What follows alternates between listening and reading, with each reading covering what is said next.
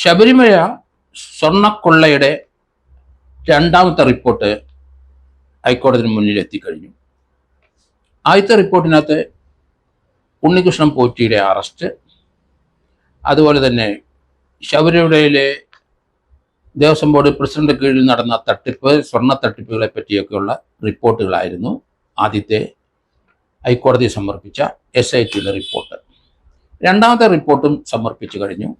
അതേപ്പറ്റി കോടതി ഇന്ന് കോടതിയുടെ നിരീക്ഷണം പറയുമെന്ന് കരുതുന്നു. ആദ്യത്തെ റിപ്പോർട്ടിൽ ഉണ്ണികൃഷ്ണൻ പോറ്റിയുടെ അറസ്റ്റ് മാത്രമേ ഉണ്ടായിരുന്നുള്ളൂ. രണ്ടാമത്തെ റിപ്പോർട്ടിൽ 3 അറസ്റ്റിൻ്റെ കാര്യം പറയുന്നുണ്ട്. ആ റിപ്പോർട്ടിനകത്ത് ദേവസ്വം ബോർഡ് പ്രസിഡന്റായിരുന്ന വാസുവിനെ ചോദ്യം ചെയ്തു എന്ന് വരെ പറഞ്ഞു വച്ചിട്ടുണ്ട്.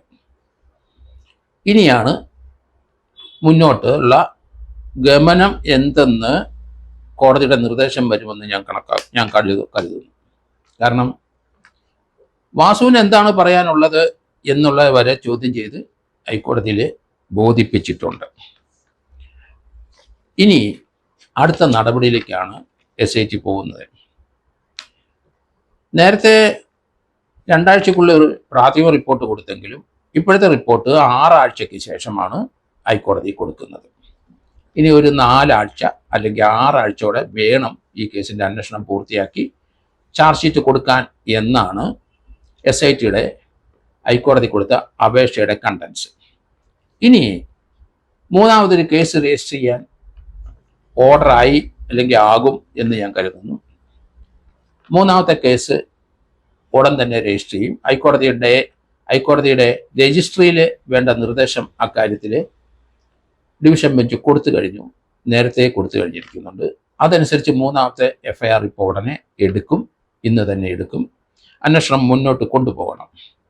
അതേസമയത്ത് ഇപ്പോഴത്തെ ദേവസ്വം ബോർഡ് പ്രസിഡന്റ് PS പ്രശാന്തിൻ്റെയും ദേവസ്വം ബോർഡ് അംഗം അജിത് കുമാറിൻ്റെയും കാലാവധി നീട്ടാനുള്ള നീക്കം സർക്കാരിൽ നടക്കുന്നു എന്നൊരു വാർത്തയും വരുന്നുണ്ട്. അത് എത്രത്തോളം ശരിയാണെന്നറിയില്ല. സർക്കാരിൻ്റെ ഭാഗത്തു നിന്ന് ആരെങ്കിലും സംരക്ഷിക്കുമെന്ന് എനിക്ക് തോന്നുന്നില്ല. കാരണം മുഖ്യമന്ത്രിയുടെ കഴിഞ്ഞ ദിവസത്തെ ശബരിമലയെ പറ്റിയുള്ള പ്രസ്താവനയിൽ അദ്ദേഹം കൃത്യമായിട്ട് ചില കാര്യങ്ങൾ പറഞ്ഞു. അതിനകത്ത് ഉൾപ്പെട്ടവരെ ആരും സംരക്ഷിക്കത്തില്ല, നിയമത്തിൻ്റെ വഴിക്ക് പോകും എന്നൊരു അർത്ഥത്തിൽ തന്നെയാണ് മുഖ്യമന്ത്രി പറഞ്ഞത്. അതുകൊണ്ട് സംസ്ഥാന സർക്കാർ അവിടെ സ്വർണം മോട്ടിച്ചവരെ ആരും സംരക്ഷിക്കുമെന്ന് ഞാൻ കരുതുന്നില്ല. നിയമത്തിൻ്റെ വഴിക്ക് പോട്ടെ. ഇതുവരെ സർക്കാരിൻ്റെ നിരീക്ഷണത്തിൽ ഉണ്ണികൃഷ്ണൻ പോറ്റി അതുപോലെ മറ്റ് 2 പേരെ അറസ്റ്റ് വരെ ചെന്ന് നിൽക്കുന്നു. ഇനി ദേവസ്വം ബോർഡ് പ്രസിഡന്റുമാർക്കും ദേവസ്വം ബോർഡ് മെമ്പർമാർക്കും ഇതിനകത്ത് എന്താണ് റോള് എന്ന് SIT കണ്ടുപിടിച്ച് മാത്രമേ സർക്കാർ ആ കാര്യത്തിൽ തീരുമാനം എടുക്കുകയുള്ളൂ. ഇപ്പോഴത്തെ പ്രസിഡന്റ് പ്രശാന്തിൻ്റെ കാലാവധി നീട്ടാനുള്ള ശ്രമം നടക്കുന്നു എന്ന് വാർത്തയാണ് വരുന്നത്. സർക്കാർ അതേപ്പറ്റി ഒന്നും പറഞ്ഞിട്ടില്ല. മുഖ്യമന്ത്രി കഴിഞ്ഞ ദിവസം പറഞ്ഞത് അളന്ന് തൂക്കിയുള്ള ഒരു സംഭാഷണം തന്നെയായിരുന്നു. കാരണം ആരെയും സംരക്ഷിക്കാൻ ഉദ്ദേശിക്കുന്നില്ല. SIT സ്വതന്ത്രമായി അന്വേഷിച്ച് ഹൈക്കോടതി റിപ്പോർട്ട് കൊടുക്കട്ടെ, അതനുസരിച്ച് സർക്കാരിൻ്റെ തീരുമാനം ഉണ്ടാവുമോ എന്നുള്ള ധ്വനിയായിരുന്നു അദ്ദേഹത്തിൻ്റെ പ്രസംഗത്തിൽ. കട്ടിളപ്പാടിയ രേഖകൾ ചെമ്പാക്കി അന്നേ ദിവസം ബോർഡ് കമ്മീഷണർ N വാസു ആണ് എന്ന് കണ്ടെത്തിയിട്ടുണ്ട്. അപ്പം അത് ചെമ്പെന്നുള്ള ആണ്, അത് സ്വർണം പൂശാൻ എന്നുള്ള കാര്യത്തിൽ വാസുവിന് ഒരു സംശയം ഉണ്ടായിരുന്നില്ല. അദ്ദേഹം അന്ന് ബോർഡ് കമ്മീഷണറായിരുന്നു. 2 പ്രാവശ്യം ബോർഡ് കമ്മീഷണറായിരുന്നു വാസു. അതിനുശേഷം അദ്ദേഹം പെട്ടെന്ന് 7 ദിവസത്തിനകം അദ്ദേഹത്തിൻ്റെ കമ്മീഷണർ കാലാവധി കഴിഞ്ഞ് 7 ദിവസത്തിനകം അദ്ദേഹം ദേവസ്വം ബോർഡ് പ്രസിഡന്റായിട്ട് ചാർജ് എടുക്കുകയും ചെയ്തു. അത്ര സ്വാധീനമുള്ള വ്യക്തി തന്നെയാണ് N വാസു. അതുകൊണ്ട് SIT കുറച്ചുകൂടെ സൂക്ഷ്മമായി കാര്യങ്ങൾ നിരീക്ഷിച്ച് സൂക്ഷ്മമായി അന്വേഷണം നടത്തി അതിനുശേഷം മാത്രമേ അറസ്റ്റ് ഉണ്ടാവൂ. അതുകൊണ്ട് അറസ്റ്റ് സ്വാധീനം കൊണ്ട് ആണ് ചെയ്യാതിരിക്കുന്നത് എന്നുള്ള വാദഗതിക്ക് പ്രസക്തി ഉണ്ടെന്ന് എനിക്ക് തോന്നുന്നില്ല. കാരണം അതിലേക്ക് വരും, അല്ലാതെ ഈ കേസ് എങ്ങും എത്തൂല. ഒരു കോൺസ്പിറസി ഉണ്ട്. അത് ചെമ്പാണ് എന്ന് എഴുതിയതിനകത്ത് ഒരു റോള് കമ്മീഷണറായിരുന്ന വാസുവിനുണ്ടായിരുന്നു, സംശയമൊന്നുമില്ല. ഏതായാലും 420 പേജുള്ള അവിടുത്തെ സ്വർണം പൂശിയതിൻ്റെ മഹസർ 1998-99 പ്രിപ്പയർ ചെയ്ത മഹസർ ദേവസ്വം ബോർഡ് ചീഫ് എഞ്ചിനീയറുടെ ഓഫീസിൽ നിന്ന് SIT വളരെ സമഫലമായി കണ്ടെത്തിയിട്ടുണ്ട്. അതുകൊണ്ട് എത്ര സ്വർണമാണ് അവിടെ അടിച്ചതിന് ഒരു കണക്കായി, അതിൽ എത്രത്തോളം വെട്ടിച്ചുകൊണ്ട് പോയി. ഇപ്പോൾ ഇവിടെ ഇരിക്കുന്ന ദാരുശില്പങ്ങളും കട്ടില വാതിലുകളും അകത്തുള്ള സ്വർണങ്ങൾ ഒറിജിനലാണോ, എത്ര മാറ്റുണ്ട് എന്നൊക്കെയാണ് ഇനി SIT കണ്ടെത്തേണ്ടത്. വളരെ ശ്രമകരമായ ഒരു ജോലി തന്നെയാണ് SIT ചെയ്യുന്നത്. ഇതുവരെയുള്ള അന്വേഷണം കർമാനുഗതമായി പുരോഗമിച്ചുകൊണ്ടിരിക്കുന്ന കാഴ്ചയായിട്ടാണ് എനിക്ക് തോന്നുന്നത്.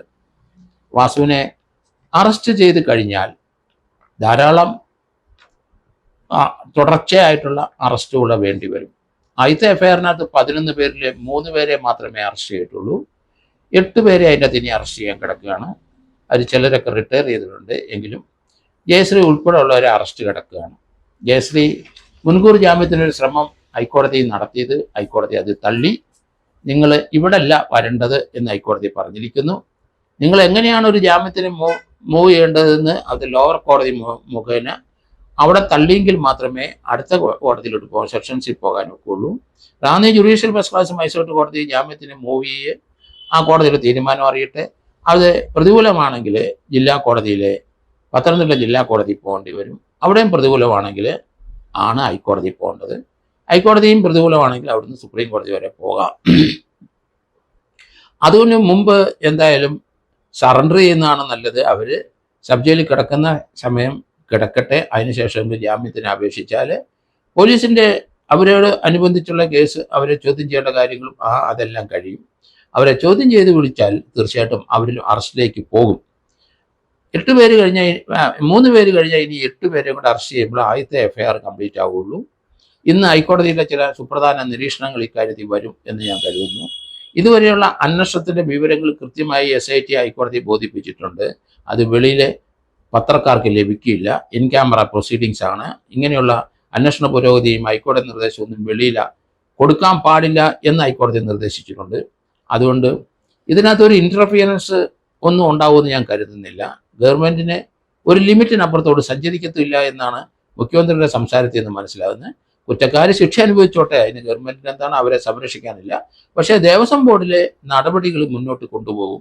അതുകൊണ്ടാണ് ഇപ്പോഴത്തെ പ്രശാന്ത് ഉൾപ്പെടെയുള്ളവരുടെ കാലാവധി നീട്ടുന്നതിനെ പറ്റി ആലോചിക്കട്ടെ. അവർക്കെതിരായിട്ട് ഇതുവരെ SIT ഒന്നും പറഞ്ഞിട്ടില്ല, ഹൈക്കോടതി ഒന്നും പറഞ്ഞിട്ടില്ല എന്നുള്ള ഒരു ചിന്തയിൽ തന്നെയാണ് അതിന് മറുപടി പറയുന്നത്.